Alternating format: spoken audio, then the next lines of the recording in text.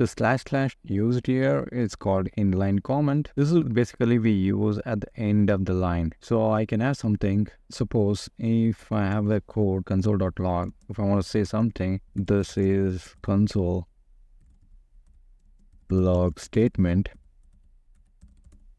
I can use the comment this way. This is end of the line comment. It's an inline comment as well. The code editor knows this is the code that has to run, and this is the comment code. Save it and refresh. Hello world. This is also called a single line comment. You can do this anywhere you want. You can do this here.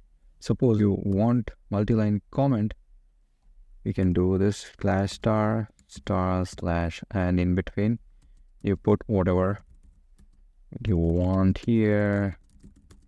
This is all commented.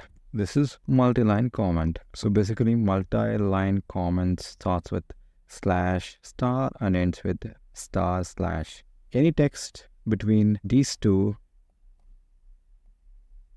will be ignored. Let's say I want to comment this one. I can do this way, or I can move this one here so that will also get commented. That is commented, that code will not be executed, and once you uncomment it and run, you see it.